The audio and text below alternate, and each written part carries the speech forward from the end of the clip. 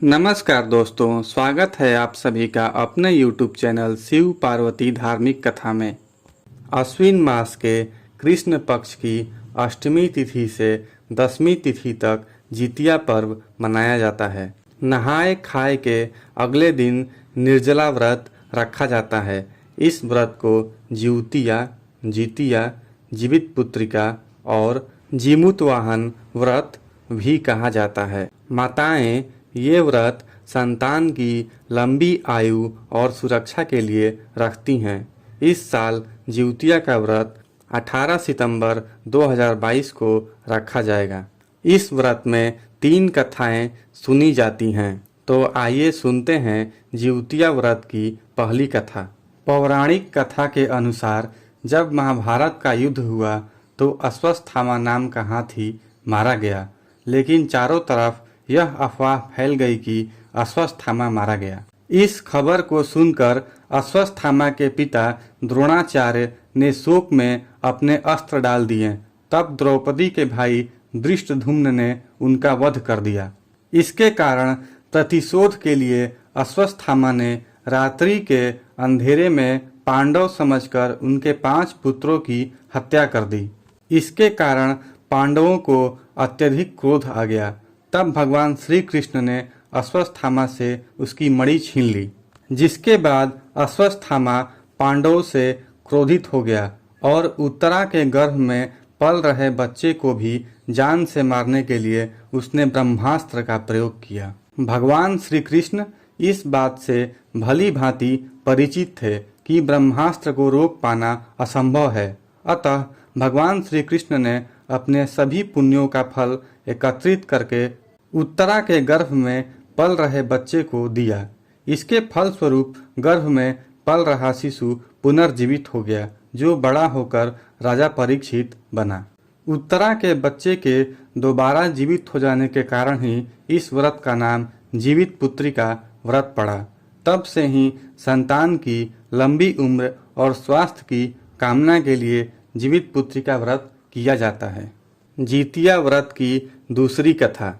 गंधर्वराज जीमूतवाहन बड़े धर्मात्मा और त्यागी पुरुष थे। युवा काल में ही राजपाट छोड़कर वन में पिता की सेवा करने चले गए थे। एक दिन भ्रमण करते हुए उन्हें नाग माता मिली।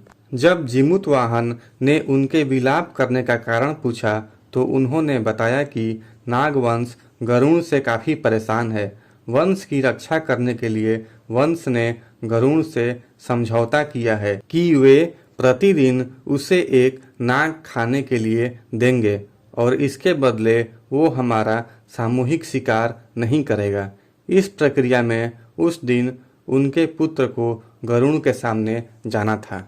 नाग माता की पूरी बात सुनकर जीमूतवाहन ने उन्हें वचन दिया कि वे उनके पुत्र को कुछ नहीं होने देंगे और उसकी जगह कपड़े में लिपटकर खुद गरुण के सामने उस शिला पर लेट जाएंगे, जहां से गरुण अपना भोजन उठाता है। और उन्होंने ऐसा ही किया।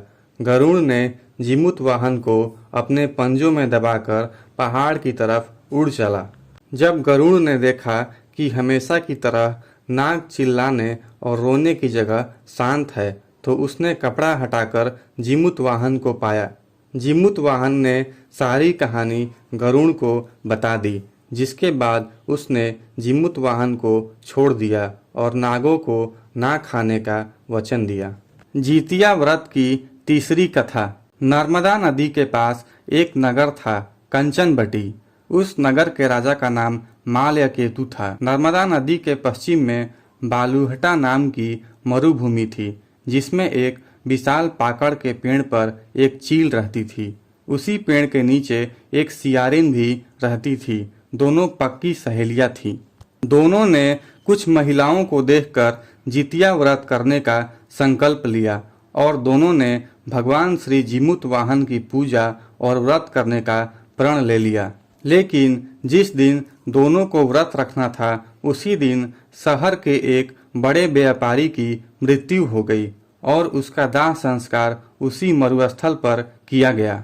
सियारिन को अब भूख लगने लगी थी। मुर्दा देखकर वह खुद को रोक न सकी और उसका व्रत टूट गया, पर चील ने संयम रखा और नियम और श्रद्धा से अगले दिन व्रत का पारण किया। फिर अगले जन्म में दोनों सहेलियों ने ब्राह्मण परिवार में पुत्री के रूप में जन्म लिया। उनके पिता का नाम भास्कर था। चील बड़ी बहन बनी और उसका नाम सीलवती रखा गया। सीलवती की शादी बुद्धिसेन के साथ हुई। सियारन छोटी बहन के रूप में जन्मी और उसका नाम कपूरावती रखा गया। उसकी शादी उस नगर के राजा मलाय केतु से हुई। अब कपूरावती कंचनबटी नगर की रानी बन गई। भगवान जीमूतवाहन के आशीर्वाद से सीलवती के 7 बेटे हुए, पर कपूरावती के सभी बच्चे जन्म लेते ही मर जाते थे। कुछ समय बाद सीलवती के 7 पुत्र बड़े हो गए। वे सभी राजा के दरबार में काम करने लगे। कपूरावती के मन में उन्हें देख ईर्ष्या की भावना आ गई। उसने राजा से कहकर सभी बेटों के सर काट दिए।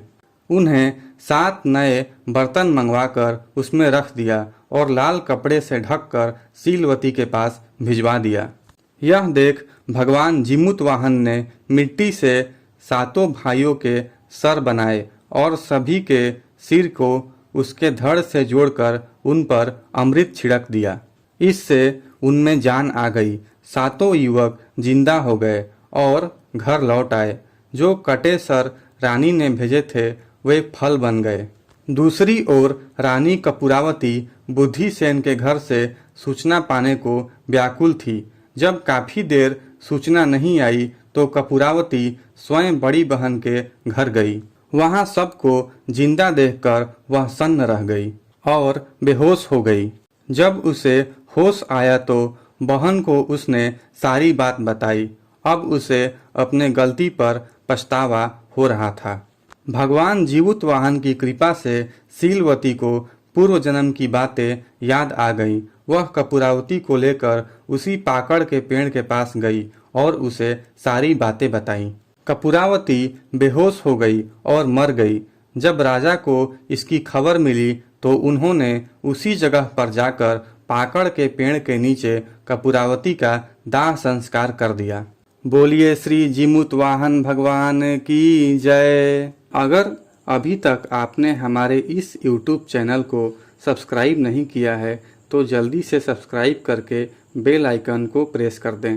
साथ ही इस वीडियो को लाइक करें और ज़्यादा से ज़्यादा शेयर करें। यदि आपको यह कथा अच्छी लगी हो तो कमेंट बॉक्स में जीमूतवाहन भगवान की जय अवश्य लिखें।